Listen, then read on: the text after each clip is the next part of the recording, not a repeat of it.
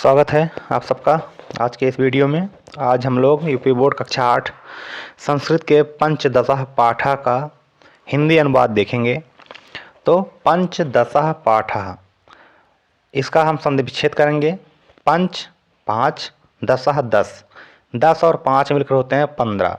तो पाठ 15 क्या है? गीता वचनामृतानि। तो इसको जब हम तोड़ेंगे तो गीता वचन अमृतानि, मतलब गीता के अमृत रूपी वचन। तो ये श्रीमद् भगवत गीता से यहाँ कुछ श्लोक लिए गए हैं, उन्हीं का यहाँ पे संकलन है, उसी का अर्थ हम देखेंगे। तो गीता के अमृत रूपी वचन, इस पाठ का अर्थ हो जाएगा। तो इसमें देखिए एक पिक्चर छपी है, एक चित्र है, कृष्ण है, अर्जुन है। तो कुछ बातें कृष्ण अर्जुन से कहते हैं और कुछ सवाल जो है अर्जुन भगवान श्री कृष्ण से पूछते हैं। ठीक है, तो आइए पहला श्लोक देखते हैं। तम आदिदेवः पुरुषः पुराणः त्वमस्य विश्वस्य परम निधानम वेतास्य वेद्यम च परम च धाम त्वया ततम विश्वम अनंत रूप त्वम आदिदेव पुरुषः। हे भगवान, अर्जुन कह रहे हैं श्री कृष्ण से, हे भगवान त्वम आदिदेव पुरुषः, तुम ही आदिदेव, पुरुषः सनातन पुरुष, पुराणः पुराण, तुम ही आदिदेव, तुम ही सनातन पुरुष, तुम ही पुराण हो। त्वमस्य विश्वस्य परम निधानम, त्वमस्य तुम ही विश्वस्य विश्व का परम निधानम, परम आधार हो। निधानम मीन्स आधार, तो तुम ही विश्व का परम आधार हो। बेता अस्य असि, तुम ही जानकार हो। अस्मिन हो। वेद्यम, तुम ही जानने योग्य हो। चा और परम, परम चा धाम, धाम, तुम ही परम धाम हो, तुम ही जानकार हो और तुम ही जानने योग्य हो। त्वया, तुमसे ही, ततम घिरा हुआ है, विश्वम विश्व अनंत रूप, अनंत रूप से, तुमसे ही विश्व अनंत रूप से घिरा हुआ है।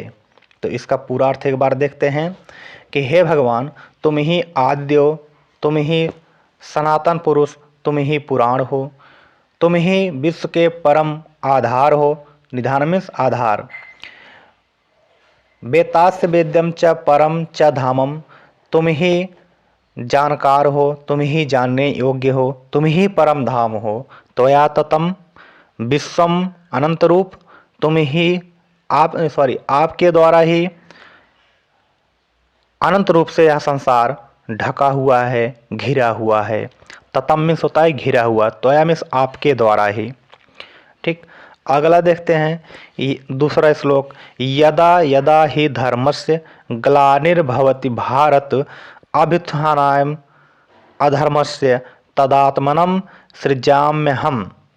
तो यदा यदा ही धर्मस्य ग्लानिः भवति भारत, तो अर्जुन को संबोधित करते हुए भगवान श्री कृष्ण कहते हैं कि हे भारत, भारत मतलब अर्जुन, हे भारत, यदा यदा जब जब ही धर्मस्य, जब जब भी धर्म की ग्लानि भवति, हानि भवति होती है। ग्लानि मीन्स हानि, भवति मीन्स होती है। कि हे भारत, जब जब धर्म की हानि होती है तो अभ्युत्थानम अधर्मस्य, अभ्युत्थानम मतलब दमन के लिए, अधर्म के दमन के लिए, तदात्मनम तब, आत्मनम स्वयं, सृजामि अहम मैं सृजामि अवतार लेता हूँ। तो अधर्म के दमन के लिए तब स्वयं मैं अवतार लेता हूँ। तो इसका पूरा अर्थ हो जाएगा कि जब जब धर्म की हानि होती है, हे भारत, जब जब धर्म की हानि होती है तो अधर्म के दमन के लिए तब तब मैं स्वयं अवतार लेता हूँ। तीसरा देखते हैं। परित्राणाय साधूनां विनाशाय च दुष्कृतां धर्म संस्थापना अर्थाय संभवामि युगे युगे। तो परित्राणाय रक्षा के लिए साधु नाम सज्जनों की, विनाशाय विनाश के लिए चा और दुष्कृताम दुष्टों की। तो साधुओं की रक्षा के लिए, सज्जनों की रक्षा के लिए, दुष्टों और दुष्टों के विनाश के लिए। धर्म संस्थापना अर्थाय, तो धर्म की स्थापना के लिए, संभवामि अवतार लेता हूँ या मैं जन्म लेता हूँ, युगे युगे युगों युगों में। तो युगों युगों में साधुओं की रक्षा के लिए और दुष्टों के विनाश के लिए, धर्म की स्थापना के लिए मैं अवतार लेता हूँ। अगला देखते हैं।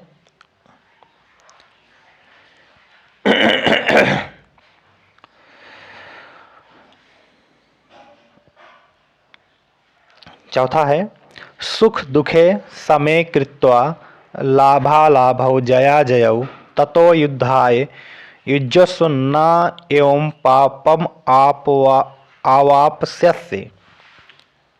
तो इसका हम तोड़ तोड़ के एक बार पढ़ते हैं कि सुख दुखे समे कृत्वा लाभ अलाभौ जया अजयौ ततो युद्धाय युज्यस्व न एवं पापम अवापस्यसि।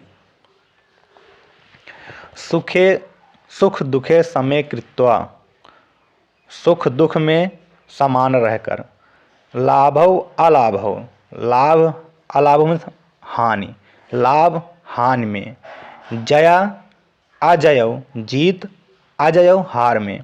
तो लाभ हानि में, जीत हार में, सुख दुख में समान रहकर, ततो युद्धाय युज्यस्व, ततो तत्काल रूप से, युद्धाय युद्ध के लिए, युज्यस्व मतलब, युज्यस्व मतलब कि तैयार हो जाओ, तत्काल रूप से युद्ध के लिए तैयार हो जाओ।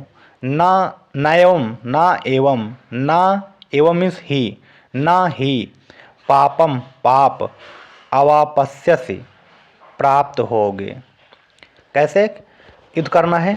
श्री कृष्ण कह रहे हैं अर्जुन से कि लाभ हानि में, हार जीत में, सुख दुख में या सुख दुख को समान मानकर ततो युद्धाय तत्काल रूप से युद्ध के लिए युज्यस्व तैयार हो जाओ।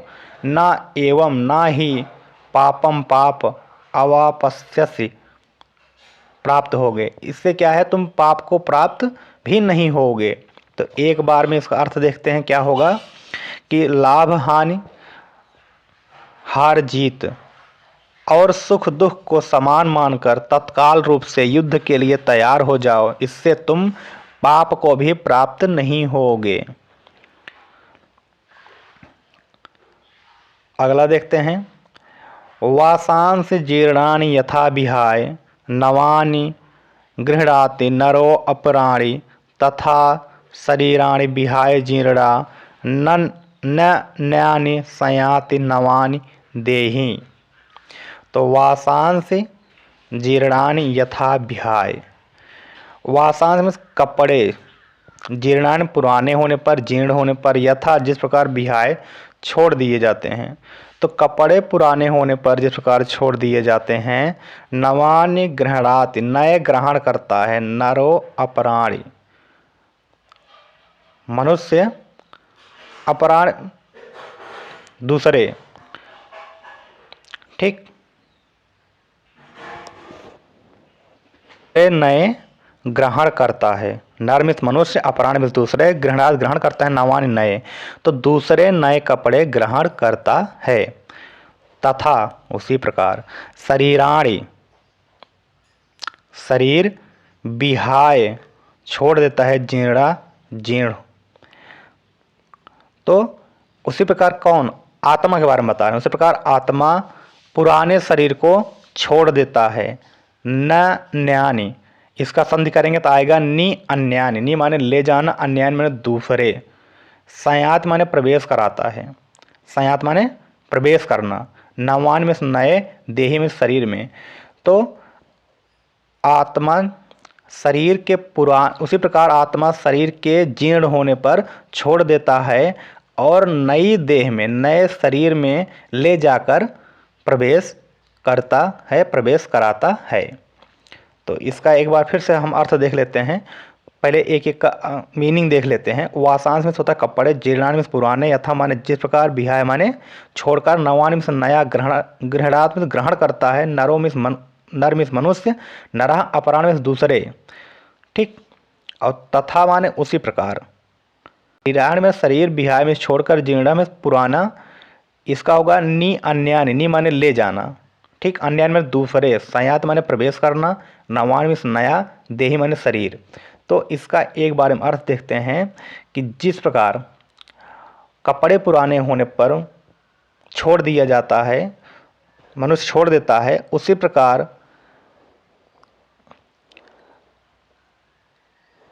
इसका फिर से देख लेते हैं कि जिस प्रकार कपड़े पुराने होने पर मनुष्य छोड़ देता है और दूसरे नए कपड़े ग्रहण करता है, उसी प्रकार आत्मा शरीर के पुराने होने पर छोड़ देती है और दूसरे नए शरीर में जाकर प्रवेश करती है। तो कहने मतलब आत्मा मरती नहीं है, वो दूसरे शरीर में प्रवेश कर लेती है। चलिए अगला देखते हैं। नयनम छिन्दन्ति शास्त्राणि, नयनम दाहति पावकः, न चैनम क्लेदयन्ति आपो, न शोषयति मारुतः। नयनम, इसका होगा न एनम, मतलब ना इसे, छिन्दन्ति मतलब छेद सकती है, क्या, शस्त्राणि शस्त्र, तो न शस्त्र से छेद सकते हैं, अर्थात न शस्त्र से काट सकते हैं। नयनम दहति पावक, नयनम में ना एनम, ना इसे, दहत में जला सकता है, पावका में आग, ना इसे आग जला सकता है। ना चैनम, तो ना चा एनम, और ना ही इसे, एनम में इसे, क्लेदयंती, क्लेदयंती में गीला करना, आपो में आप में पानी, न पानी से गीला कर सकता है। ना शोषयति, ना सुखा सकता है, मारुता हवा, ना हवा इसे सुखा सकती है। तो नयनम का अर्थ आप देख लीजिए, ना धन एनम होगा, ना धन एनम, ना में नहीं, एनम में इसे, ठीक है। और चैनम का चा धन एनम, चा धन एनम, चैनम हो जाएगा, चा मीन्स और, एनम मीन्स इसे, ठीक है। क्लेदयंत मीन्स होता है गीला करना, आप, इसमें आप छिपा है, क्लेदयंती आप मीन्स होता है पानी, तो गीला, क्लेदयंत में गीला करना, आप मीन्स पानी, मारुता माने हवा होता है, शोषण सुखाना होता है, दाहत माने जलाना होता है, पावका मीन्स आग होता है, और शस्त्राण में शस्त्र होता है, मतलब हथियार होता है। तो सब का अर्थ हमने जान लिया। अब चलिए एक बार में इसका अर्थ देखते हैं कि नयनम छिन्दन्ति शास्त्राणि, न शस्त्र से काट सकता है, नयनम दहति पावका, न आग इसे जला सकती है, न चायनम क्लेदयंत आपो, न जल, और न जल इसे गीला कर सकता है, न शोषयति मारुतः, न तो हवा इसे सुखा सकती है। तो ये आत्मा के बारे में बताया गया, जहाँ जहाँ इसे इसे बताया गया है वो वहाँ वहाँ आत्मा, उसका अर्थ है कि आत्मा को ना शस्त्र काट सकता है, ना तो आग जला सकती है, और ना ही जल इसे गीला कर सकता है, और ना हवा इसे सुखा सकती है। सातवां देखते हैं।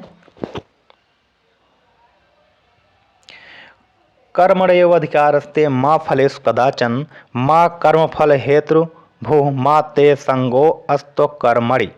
तो कर्मण्येव अधिकारस्ते, तो कर्मण्येव अधिकारः धन्ते, तो आपका कर्म करने में ही अधिकार है। ते मीन्स वही तुम लोगों का, तुम्हारा, तुम सबका कर्म करने में ही अधिकार है। माँ फलेषु कदाचन, कदाचन माने किंचित रूप से भी, कभी भी नहीं, माँ फलेषु फल लेने में नहीं, आप सबका कर्म करने में अधिकार है, कदाचन फल लेने में नहीं। माँ कर्म फल हेतुभू, ना तो कर्म आप फल लेने के लिए करिए, ना तो फल लेने के लिए कर्म करिए, ठीक। माते संगो, माते, ना, ते माने तुम लोग, संगो अस्तो कर्मणि, ना तो तुम लोग अकर्मण्यता के साथ रहो। अकर्मण्य संगो अस्त, तो ना तो तुम अकर्मण्य के साथ रहो, संगो में साथ, ठीक, अस्त अकर्मण्य, अकर्मण्य के साथ, ठीक है, अकर्मण्यता के साथ मत रहो। यह होगा कर्म फल हेतुभो, तो फल के लिए कर्म, मामिस मत करो, तो फल के लिए कर्म मत करो, और ना तो तुम अकर्मण्यता के साथ रहो, ना तुम अकर्मण्यता में निरत हो, अर्थात कर्म करते रहो। तो इसका पूरा अर्थ हो जाएगा कि तुम्हारा कर्म करने में अधिकार है, कदाचित फल लेने में नहीं। फल लेने के लिए कर्म मत करो, ना तो तुम अकर्म के साथ निरत हो, ना तो तुम अकर्मण्यता दिखाओ। तो इस तरह से ये 7 श्लोक थे, सातों का अर्थ हमने यहाँ पे देख लिया। और मैंने यहाँ पे एक PDF अटैच किया है जहाँ पे इन सब का अर्थ लिखा गया है, तो इसको आप स्क्रीनशॉट ले सकते हैं। ये देखिए, जहाँ पर 1 नंबर पड़ा है तो मतलब पहले श्लोक का अर्थ लिखा गया है। इसको आप वीडियो को रोक करके आप इसका स्क्रीनशॉट ले लीजिए, यहाँ से आपको अर्थ मिल जाएंगे, तो ले लीजिए स्क्रीनशॉट इसका। चलिए अब दूसरा देख लेते हैं। दूसरा और तीसरा एक में ही आ जाएगा, तो दूसरे और तीसरे का आप स्क्रीनशॉट ले सकते हैं वीडियो को रोक करके। वीडियो को पॉज कर दीजिए, फिर स्क्रीनशॉट लीजिए। और ये चौथा है श्लोक, सुखे दुखे। तो सुखे दुखे जिससे जब मैंने लाइन लिखा है तो इससे आपको हिंट मिल जाएगा कि कौन सा श्लोक है, तो इसका आप स्क्रीनशॉट ले लीजिए। अब ये नंबर 5 नंबर 6 एक ही में हो जाएगा, इसका भी आप ले लीजिए स्क्रीनशॉट।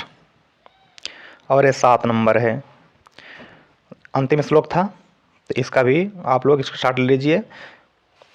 फिर इसको आप बुक से देख करके आप पढ़िएगा। तो इस तरह से पंचदशा पाठा समाप्त हुआ। वीडियो अच्छा लगा हो तो वीडियो को लाइक करिएगा और वीडियो को शेयर करिएगा और चैनल को सब्सक्राइब करिएगा। Thank you.